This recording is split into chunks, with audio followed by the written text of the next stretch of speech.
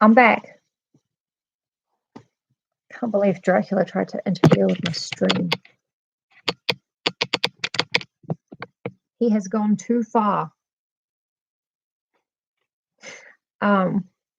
Welcome back. Sorry about that.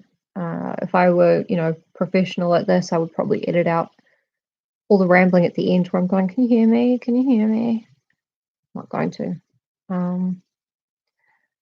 Suppose we should wait until everyone who's here is here.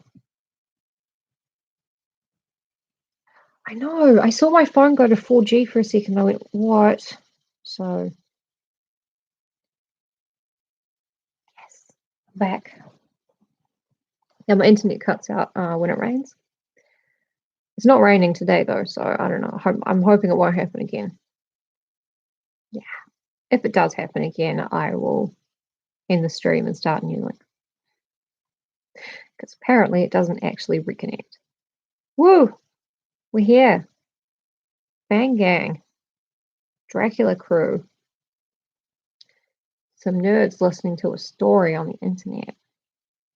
And I'm the biggest nerd of all. No coughing, please. Just wet mud. Okay. We have like 6 people here. A blood stream. That is funny.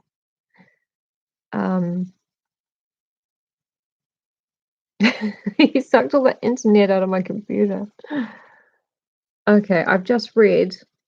Okay, where did I cut out exactly? Because I read the letter from your friend Dracula. So did you guys hear that part? You're so sweet, Alessandra. I literally love you. I'm pretty sure we were still online for that part. Your friend Dracula. Yeah, we're all very cool. Okay. Actually, it's pretty good timing because it starts a new entry in the journal. 4th of May.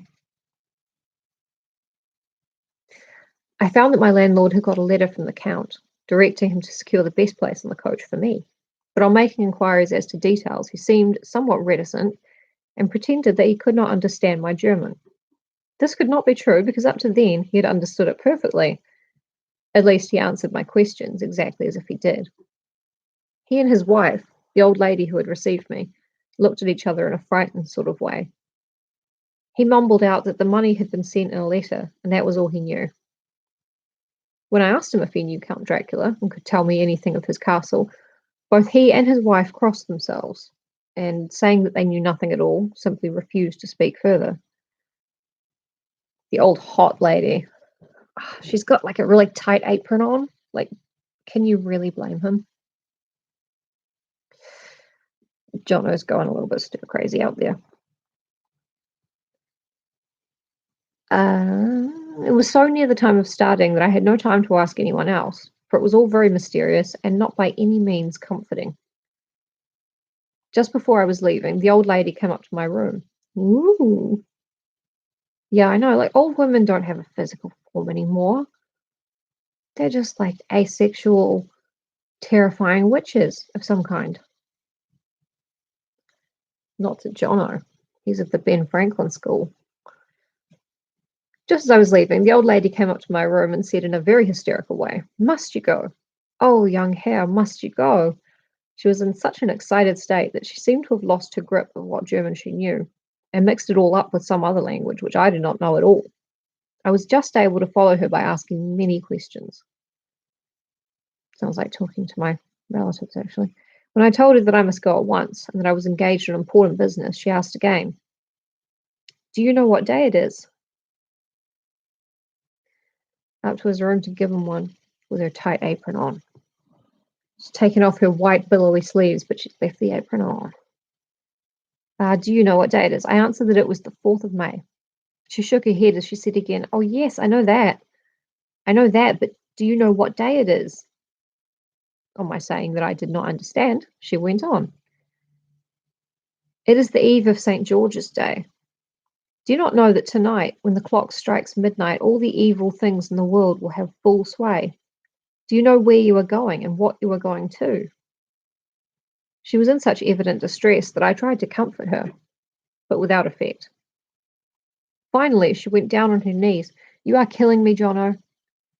Finally, she went down on her knees and implored me not to go, at least to wait a day or two before starting. It was all very ridiculous, but I did not feel comfortable. However, there was business to be done, and I could allow nothing to interfere with it. I know he started it. He started it by finding the grandma sexy, and then it's just spiraling. It's just spiraling. I therefore tried to raise her up and said as gravely as I could that I thanked her, but my duty was imperative and that I must go. She then rose and dried her eyes, and taking a crucifix from her neck, offered it to me. I do not know what to do, for as an English churchman, I have been taught to regard such things as, in some measure, idolatrous, and yet it seems so ungracious to refuse an old lady meaning so well and in such a state of mind. Yeah, I didn't think you were going to refuse her. She saw, I suppose, the doubt in my face, for she put the rosary around my neck and said, "For your mother's sake," and went out of the room. I'm writing up this part of the diary whilst I'm waiting for the coach, which is, of course, late, and the crucifix is still around my neck. Whether it is the old lady's fear, or the many ghostly traditions of this place, or the crucifix itself, I do not know, but I am not feeling nearly as easy in my mind as usual. If this book should ever reach Mina before I do, let it bring my goodbye. Here comes the coach. Sometimes you have a little goodbye message to your fiance because some peasant scared you a little bit and you got horny for a grandma. It happens. Oh, they're always late. I don't want to really get into it. Might get cancelled, but certain people are always late. The couch. That'd be nice. You could just lay down on a couch and people would kind of put it on a truck and you could fall asleep. Gilfs, yeah. This Gilf, she gave him jewelry. Like, it's on, Jono. You were in, buddy.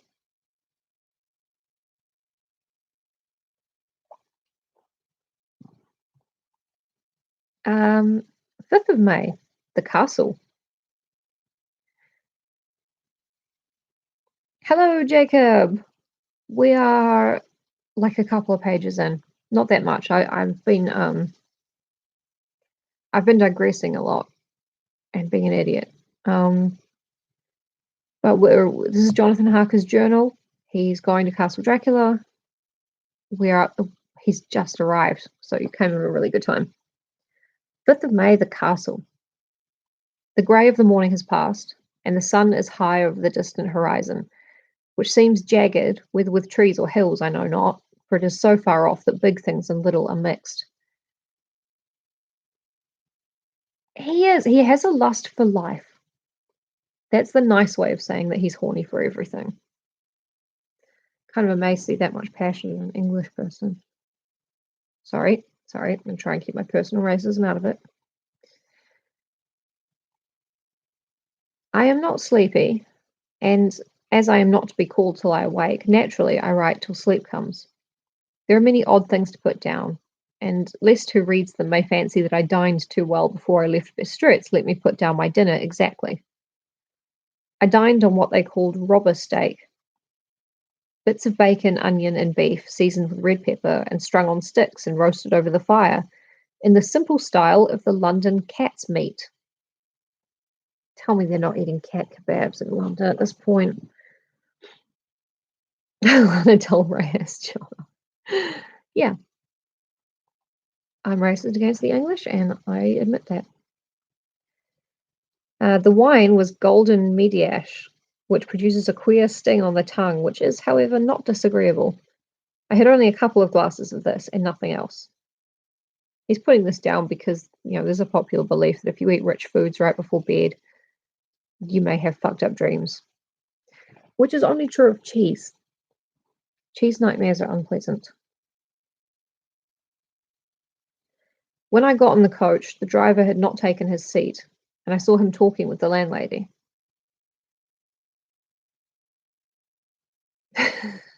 He's going to want to go blind soon. They were evidently talking of me, for every now and then they looked at me, and some of the people who were sitting on the bench outside the door, which they call by a name meaning word bearer, came and listened, and then looked at me, most of them pityingly. I could hear a lot of words often repeated, queer words, for there were many nationalities in the crowd. So I quietly got my polyglot dictionary from my bag and looked them out. Is Jonathan saying he has a dictionary of every word in every language? It's amazing. I must say, they were not cheering to me, for amongst them were Ordog, Satan, Pokol, hell, Stregoika, witch, Vrolok, and Vlkoslak, both of which mean the same thing, one being Slovak and the other Serbian for something that is either werewolf or vampire. Memo. I must ask the Count about these superstitions. Must you?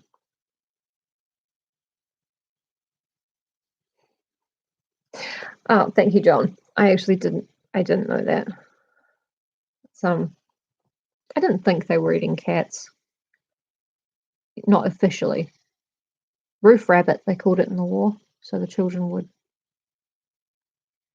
think there were actual rabbits who ran around on the roofs, not that their parents had gotten a little bit desperate for protein and yeah, whatever. When we started, the crowd round the inn door, which had by this time swelled to a considerable size, all made the sign of the cross and pointed two fingers towards me. No, they're doing the evil eye. With some difficulty, I got a fellow passenger to tell me what they meant. He would not answer at first, but on learning that I was English, he explained that it was a charm or guard against the evil eye. This was not very pleasant for me, just starting for an unknown place to meet an unknown man. But everyone seemed so kind-hearted and so sorrowful and so sympathetic that I could not but be touched.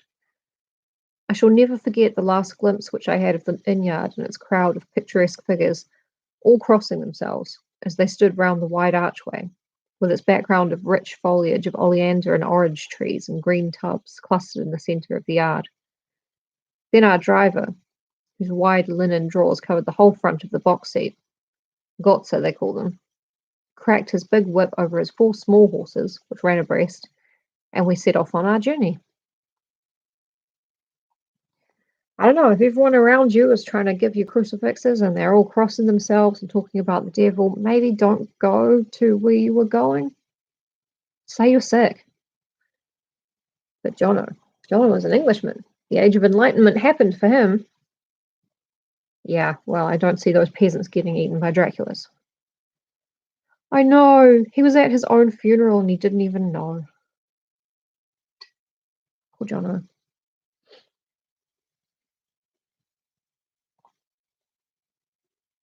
I feel like I want to make it clear who lives and who dies, but I'm not going to.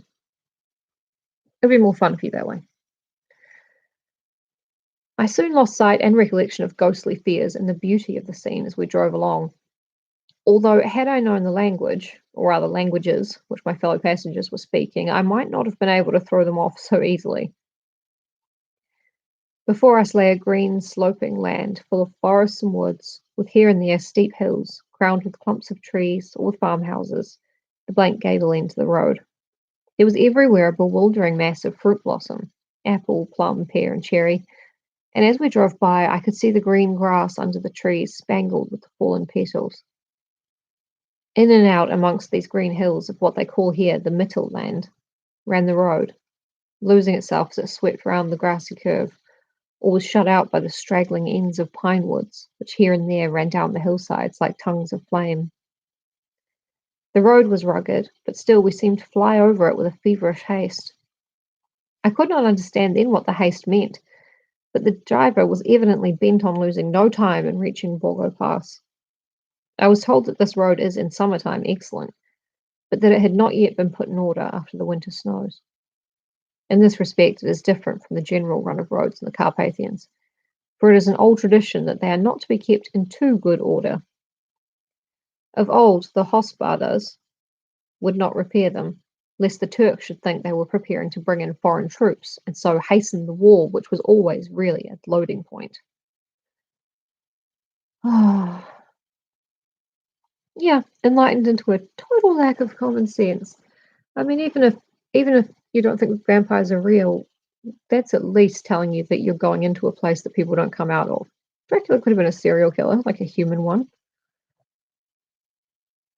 Um, I mean, this is very ironic and very sad because, of course, in 1897 there was a war that was absolutely at loading point. Beyond the green, swelling hills of the Mittelland rose mighty slopes of forest up to the lofty steeps of the Carpathians themselves. Right and left of us they towered, with the afternoon sun falling full upon them and bringing out all the glorious colours of this beautiful range, deep blue and purple in the shadows of the peaks, green and brown where grass and rock mingled, and an endless perspective of jagged rock and pointed crags, till these were themselves lost in the distance, where the snowy peaks rose grandly. Here and there seemed mighty rifts in the mountains, through which, as the sun began to sink, we saw now and then the white gleam of falling water. One of my companions touched my arm as we swept round the base of a hill and opened up the lofty, snow-covered peak of a mountain, which seemed, as we wound on our serpentine way, to be right before us. Look, Istenzek, God's seat, and he crossed himself reverently. Yeah, found some grass. He loved it. This peasant thinks God lives on top of that mountain, probably thought Jono, condescendingly. As we wound on our endless way, and the sun sank lower and lower behind us, the shadows of the evening began to creep around us.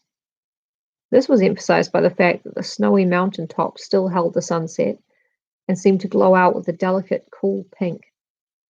Here and there we passed Czechs and Slovaks, all in picturesque attire, but I noticed that goiter was painfully prevalent.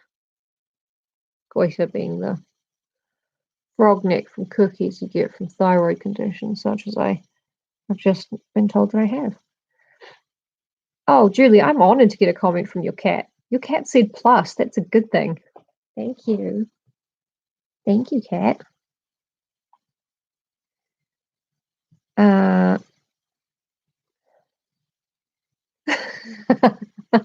Yes, that's exactly what he's doing.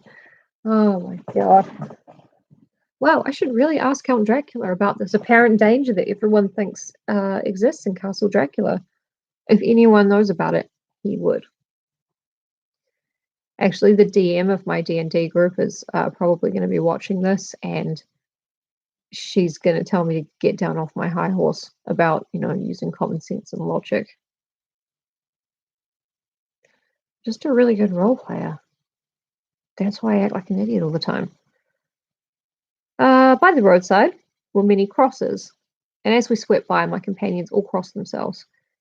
Here and there was a peasant man or woman kneeling before a shrine who did not even turn around as we approached, but seemed in the self-surrender of devotion to have neither eyes nor ears for the outer world. There were many things new to me. For instance, hayricks in the trees, and here and there very beautiful masses of weeping birch, their white stems shining like silver through the delicate green of the leaves. Now and again we passed a lighter wagon, the ordinary peasant's cart, with its long, snake-like vertebra, calculated to suit the inequalities of the road. On this was sure to be seated quite a group of homecoming peasants, the Czechs with their white, and their Slovaks with their coloured sheepskins, the latter carrying lance fashion their long staves with an axe at the end. A joy to play with. Yeah, if you like face palming, I'm pretty good at making that happen. I apologize for all the racism against Eastern European people, although I am part Croatian, so maybe I shouldn't be apologizing. Maybe I should be scolding Bram Stoker. Homecoming peasant. Silent Hill, homecoming peasant. As the evening fell, it began to get very cold, and the growing twilight seemed to merge into one dark mistiness, the gloom of the trees, oak, beech, and pine, through the valleys which ran deep between the spurs of the hills as we ascended through the pass, the dark firs standing out here and there against the background of late-lying snow. Sometimes, as the road was cut through the pine woods that seemed in the darkness to be closing down upon us, Great masses of greyness, which here and there bestrewed the trees, produced a peculiarly weird and solemn effect, which carried on the thoughts and grim fancies engendered earlier in the evening, when the falling sunset threw into strange relief the ghost-like clouds, which amongst the Carpathians seemed to wind ceaselessly through the valleys. Bram cancelled. Bram cancelled. Come on, Bram. We haven't even gotten to your depiction of women yet. But we're about to get to your depiction of Dracula. Oh, God, my leg. Sorry, I know the couch makes such a loud noise. But my leg is, getting cramp in it or something. Sometimes. He's loving it. It's so picturesque. He's got to tell Mina all about it. Yeah, nothing exciting's happened yet, Jono. It will. It will. Sometimes the hills were so steep that, despite our driver's haste, the horses could only go slowly. I wished to get down and walk up with them as we do at home, but the driver would not hear of it. No, no, he said, you must not walk here. The dogs are too fierce. And then he added, with what he evidently meant for grim pleasantry, for he looked round to catch the approving smile of the rest, you may have enough of such matters before you go to sleep. The only stop he would make was a moment's pause to light his lamps.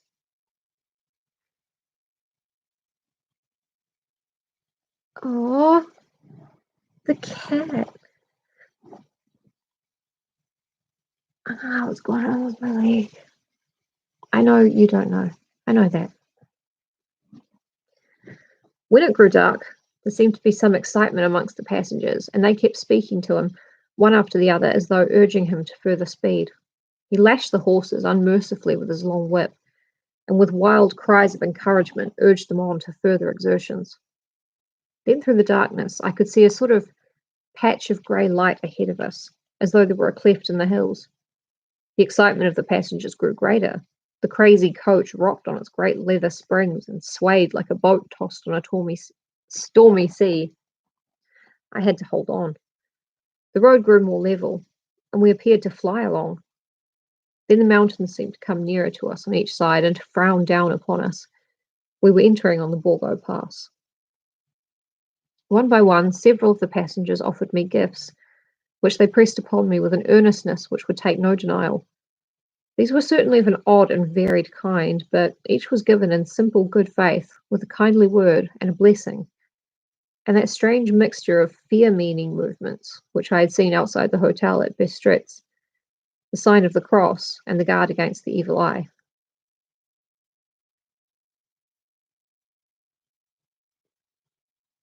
Oh, he just wants attention, probably. I had a cat who liked to climb to really high places and then act like she was stuck because she loved being rescued. She was not stuck. If you banged a tin of cat food, she would be straight down. But she wanted to be rescued, so she was stuck. And yeah, you'd go up there, bring her down, and she'd be all purring and cuddling into you like, oh, my hero. I was really stuck. I was in so much danger. I thought I was going to die. I miss her. She was a wonderful cat. We called her Felice, which means happy, but she was very deeply neurotic. Sorry, I'm just moving my legs around here. I know, she was the cat who loved to be rescued the most. And you knew it was fake, and you knew you probably shouldn't be climbing a little ladder to get to her, but come on. I'm gonna... Whoops, sorry. Some stuff fell down. I'm okay though.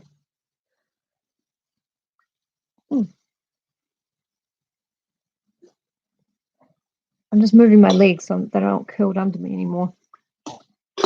Trying to find a place to put this Diet Coke can.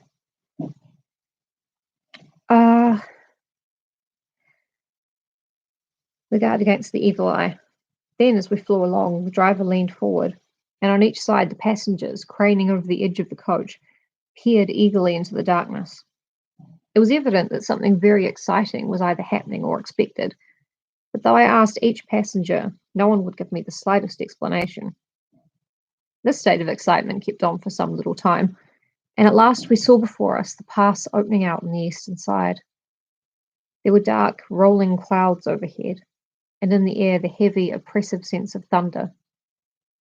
It seemed as though the mountain range had separated two atmospheres, and that now we had gotten into the thunderous one. I was now myself looking out for the conveyance which was to take me to the Count. Each moment I expected to see the glare of lamps through the blackness, but all was dark. The only light was the flickering rays of our own lamps, in which the steam from our hard-driven horses rose in a white cloud.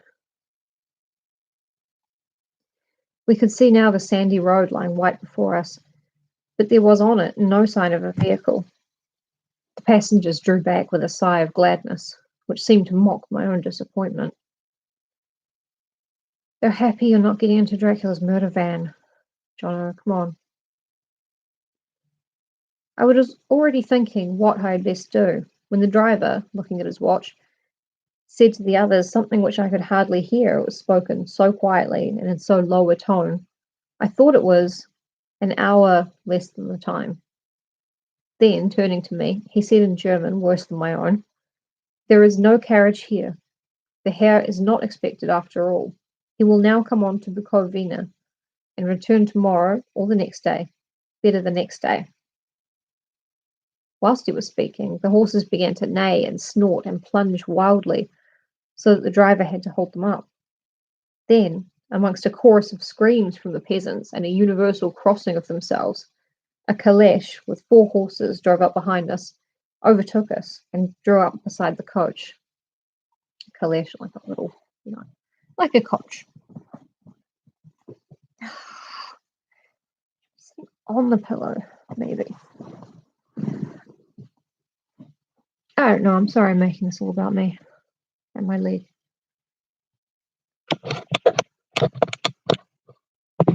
This light is doing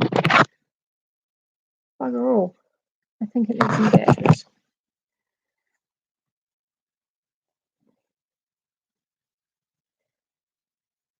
Okay, Lash, right. I could see from the flash of our lamps, as the rays fell on them, that the horses were coal black and splendid animals. They were driven by a tall man with a long brown beard and a great black hat, which seemed to hide his face from us. I could only see the gleam of a pair of very bright eyes, which seemed red in the lamplight, as he turned to us. He said to the driver, "Yay, Alessandra, I'm so happy. I really hope this is a good way to end your birthday." Alessandra, everybody, such a great person. I'm really glad you were born. That's the point of a birthday. It's when all your friends say, "Hey, you know what? You've been born? Pretty good. Approve." The driver, he said to the driver, "You are early tonight, my friend." The man stammered in reply, "The English Herr was in a hurry," to which the stranger replied, "That is why, I suppose, you wished him to go on to Bukovina. You cannot deceive me, my friend. I know too much, and my horses are swift." As he spoke, he smiled, and the lamplight fell on a hard-looking mouth with very red lips and sharp-looking teeth as white as ivory. One of my companions whispered to another the line from Burger's Lenore, "Den die Toten reiten schnell," for the dead travel fast. No, I'm happy. I'm so happy I could do something for your birthday. I'm not really a gift sender because I'm kind of a broke person, but I know too much, Mrs. Johnny. Yeah, he is the man who knew too little.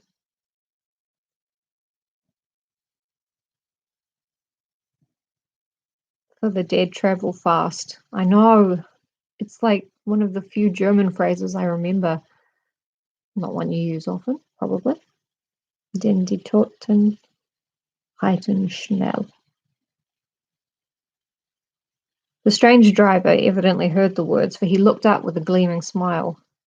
The passenger turned his face away, at the same time putting out his two fingers and crossing himself.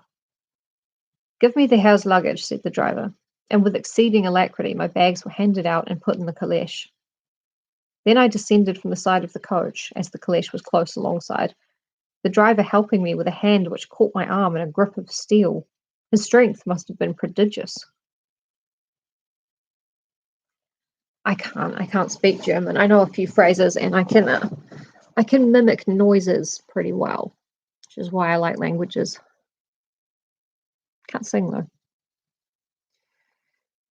Oh yeah, he's a strong, mysterious carriage driver with red eyes. Who could it be? Without a word, he shook his reins, the horses turned, and we swept into the darkness of the pass. As I looked back, I saw the steam from the horses of the coach by the light of the lamps, and projected against it the figures of my late companions crossing themselves. Then the driver cracked his whip and called to his horses, and off they swept on their way to Bukovina. As they sank into the darkness, I felt a strange chill, and a lonely feeling came over me. But a cloak was thrown over my shoulders and a rug across my knees, and the driver said in excellent German, "The night is chill, mein Herr, and my master the Count bade me take all care of you. There is a flask of Slivovitz, the plum brandy of the country, underneath the seat if you should require it." That really, they're doing me in with these words to pronounce. I did not take any, but it was a comfort to know it was there all the same. I felt a little strangely and not a little frightened. I think had there been any alternative, I should have taken it instead of prosecuting that unknown night journey. The carriage went at a hard pace straight along. Then we made a complete turn and went along another straight road. It seemed to me that we were simply going over and over the same ground again, and so I took note of some salient point and found that this was so. I would have liked to have asked the driver what this all meant, but I really feared to do so, for I thought that, placed as I was, any protest would have had no effect in case there had been an intention to delay. By and by, however, as I was curious to know how time was passing, I struck a match, and by its flame looked at my watch. It was within a few minutes of midnight. This gave me a sort of shock, for I suppose the general superstition about midnight was increased by my recent experiences. I waited, with a sick feeling of suspense. Oh, I would have loved if they'd started off just drinking together, having a great time telling stories. Something like that does happen in the film Shadow of the Vampire from year 2000, I think. 2001. It's about the filming of Nosferatu, but Max Schreck, the actor who plays Count Orlok, the vampire, is a real vampire. It's very fun. It's a great movie. Very sad. Very funny. Eddie Izzard's in it. Carrie Elwes, pretty good.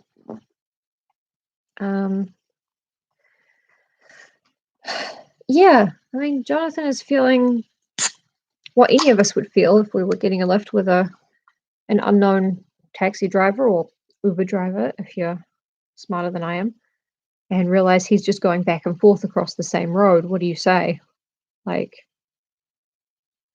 are you going to murder me? And if so, can you get it over with? Because this is fucking boring. Probably don't say that. I don't think that's probably very tactful.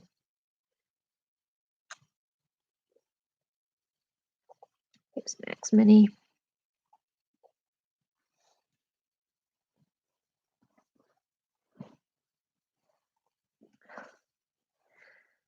Then a dog began to howl somewhere in a farmhouse far down the road. A long, agonized wailing as if from fear. The sound was taken up by another dog, and then another, till, borne on the wind, which now sighed softly through the pass, a wild howling began, which seemed to come from all over the country, as far as the imagination could grasp it through the gloom of the night. At the first howl, the horses began to strain and rear, but the driver spoke to them soothingly, and they quieted down, but shivered and sweated as though after a runaway from sudden fright. Yeah. I mean, if everyone crosses themselves as you pass and tells you not to go there, you're either going to have a terrible time or a really good time. It's going to be great. They just disapprove because they weren't invited. I would err on the side of caution, personally. Um,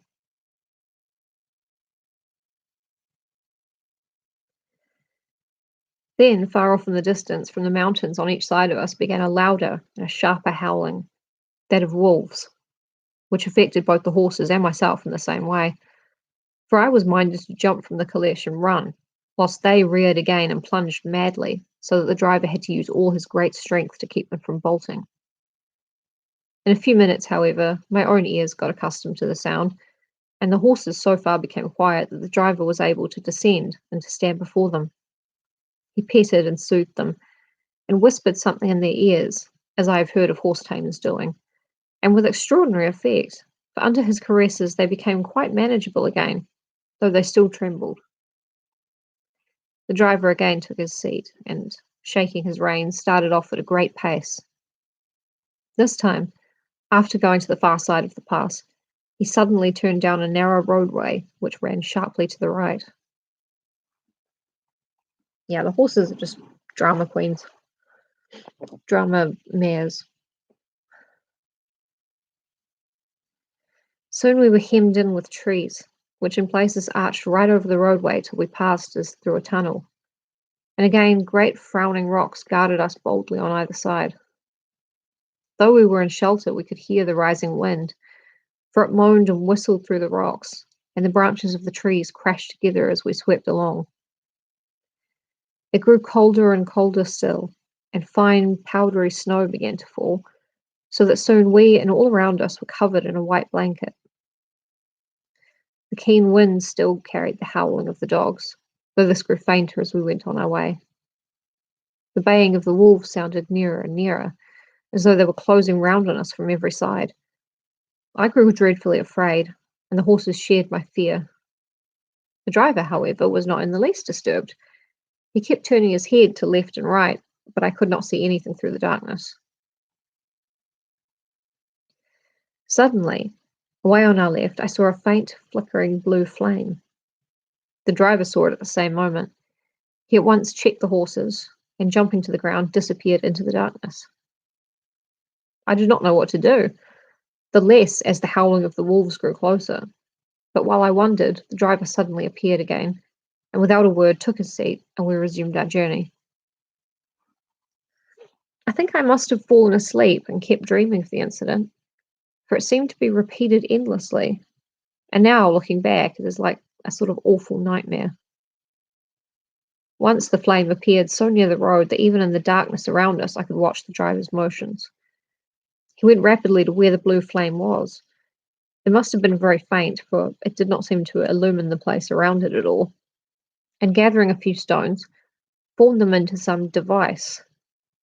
Once there appeared a strange optical effect. When he stood between me and the flame, he did not obstruct it, for I could see its ghostly flicker all the same. This startled me, but as the effect was only momentary, I took it that my eyes deceived me, straining through the darkness. Then for a time there were no blue flames, and we sped onwards through the gloom, with the howling of the wolves around us, as though they were following in a moving circle. I'm just going to say right here that I have no idea what these blue lights are, or what the significance is. I mean, they seem like will-o'-the-wisps, maybe, but maybe they're ghosts, and Dracula's just, going over there to say, shut up. This guy, like, be cool. Don't make me look like a vampire in front of this guy. He's my new boyfriend. Super into him. Just don't tell him what I'm like. At last there came a time when the driver went further afield than he had yet gone, and during his absence the horses began to tremble worse than ever, and to snort and scream with fright. I could not see any cause for it, for the howling of the wolves had ceased altogether. We live in a blue light society. We do. Every time there was a blue light, it was someone standing out in the woods checking their phone. And Dracula was like, shut up, we can't tell them we have phone technology yet. They still think we're backward and superstitious. We absolutely cannot. introduce Android telephones or iPhones. I don't care. I don't feel particularly tribal about it.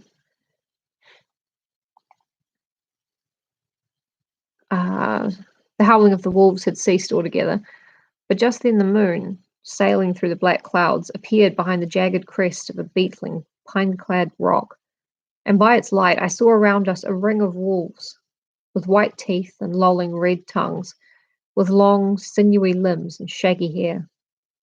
They were 100 times more terrible in the grim silence which held them than even when they howled. For myself, I felt a sort of paralysis of fear.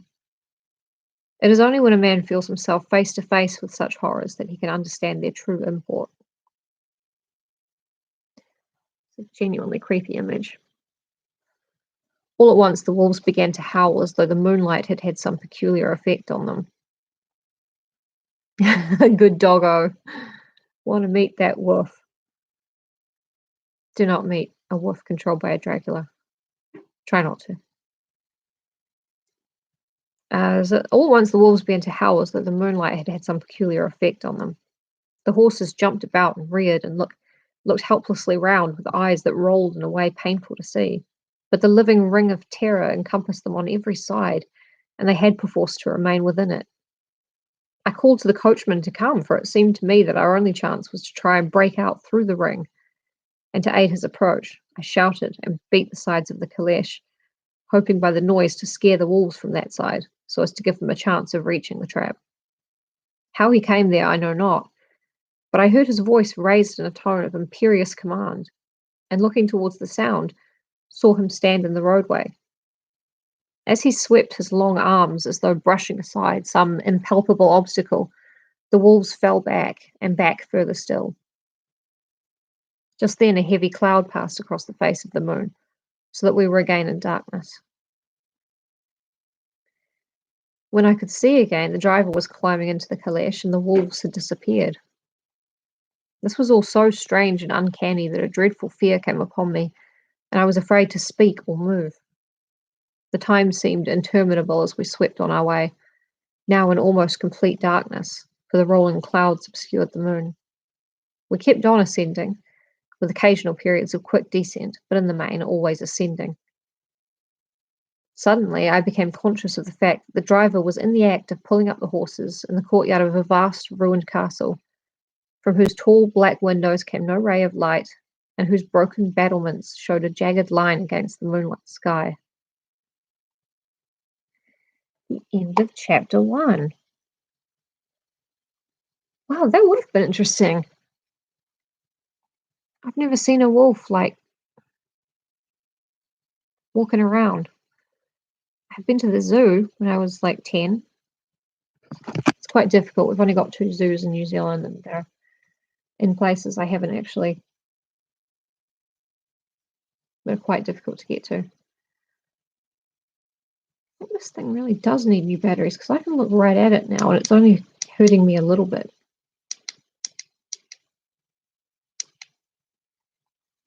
Maybe that's better. Much of a muchness. Oh, interesting. I'll have to look up how wolves howl. Yep. There are only 2 zoos. There's one in Auckland, which is very hard for me to get to, because it's right at the top of the island and it's very expensive there. It's like our biggest city. And there's one in Wellington, which is the capital, also quite big, also difficult for me to get to because the airlines have kind of a monopoly. So it's actually cheaper for me to fly to Australia and back than it is to go to Wellington to see my sister, like a 2-hour flight. But I don't really go to Australia because that's not where she lives. So yeah, it kind of sucks. We've got the 2 zoos. There's an amusement park in Auckland. I've never been there, so I've never actually been on a roller coaster, anything like that. We used to have more trains, yeah. They went out years and years ago, like in 95, I think.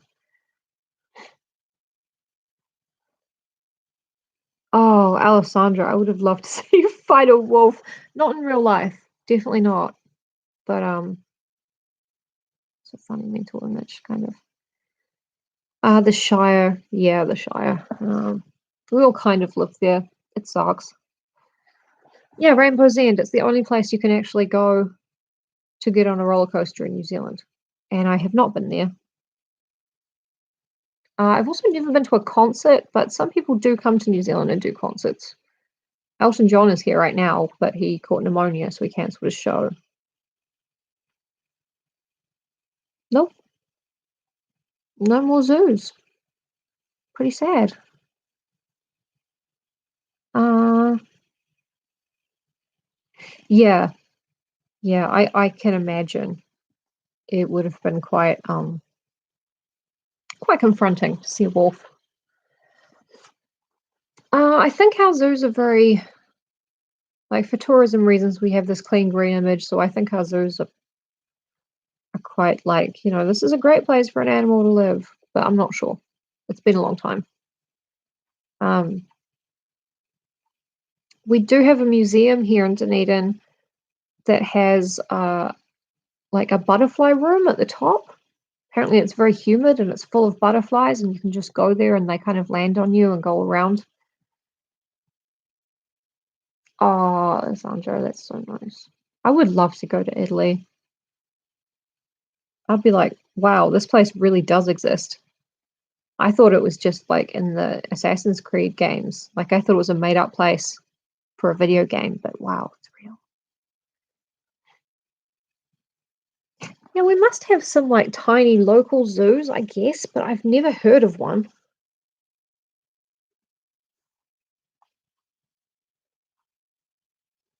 Wow.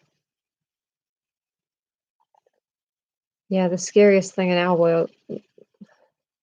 Exactly. I mean, I know people have been to Europe, but I don't. They've got photos, but yeah, we've got photos of Slender Man. He's not real either. I'd love to see Venice. Wow. I would go mental about history and would possibly become uncommunicative and try and touch everything. Yeah. Yeah, you can like fly me to Italy and we'll look around and we'll see all the history and I'll like keep trying to touch things and smell old surfaces and go nuts and then we'll both come back to New Zealand and live here. It's quite nice here. It's getting better. But we have an election this year, so oh God help us. I really, really hope that National doesn't get back into power. They are the Conservative Party and they are dicks. Such dicks.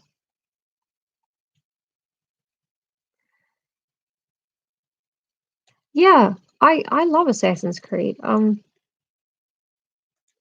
I started playing Assassin's Creed 2 after I'd been playing Red Dead Redemption, the first one on the Xbox 360. And the button in Red Dead Redemption that lets you tip your hat to somebody and say, I'm sorry, in Assassin's Creed, it makes you stab somebody. So I ran into a lady and knocked her over and instinctively went to hit the button that was like, sorry, tip my hat to you. Stabbed her. So that was a learning experience. National Party, led by Simon Bridges, he's like if Jared Kushner was an oily little ghoul. There's 6 zoos? Bullshit, no way. That's awesome. I'm learning things. The most repugnant figure to my mind in New Zealand politics at the moment is a woman called Paula Bennett. Paula Bennett was a single mum. She was on the benefit and she used the social services of our country to improve her life, and now she's an MP and she's, I believe, deputy leader of National. And she has spent her entire political career pulling the ladder up behind her. Like, she wants to cut all of the benefits that allowed her to be where she is today. She is I don't want to violate anyone's terms of service, but she is a waste of skin. Just a really disgusting woman. See, I'm getting mad. I'm doing this with my butterfly clips. Yeah, I really hope they don't get back into power because they are dicks and they love cutting mental health funding and every other kind of funding. Yeah, but I've been reading for a while today and we're up to chapter 2, so it's a really good place to call it. I don't really want to call it. I'm kind of having fun here, but I haven't actually had any lunch or whatever. Or breakfast, now I think about it. So I had better do that. Thank you all so much for joining me and for talking about Paula Bennett and other vampires. He removed legal entitlement for tea breaks? Did he? Can't remove tea breaks. Oh, I know it's been a while since I was in the workforce, but holy macaroni. He is my enemy. Yeah. Thank you, everybody. This has been really fun. And tomorrow it will be Marjorie Kemp's turn. Yeah. Or maybe I'll just go depending on the mood I'm in. But the Dracula audience is slightly bigger than the Marjorie Kemp audience, so it gives me a little bit, like a tiny bit more dopamine, like a drop more dopamine per person, which makes me want to read more Dracula. But yeah, no, maybe I should stick to kind of strictly alternating chapters. Yeah. Thank you, everybody. Alessandra, happy birthday. I'm really glad that you had a great day and enjoyed this. And everybody, bye. It was fun. Thank you. Bye.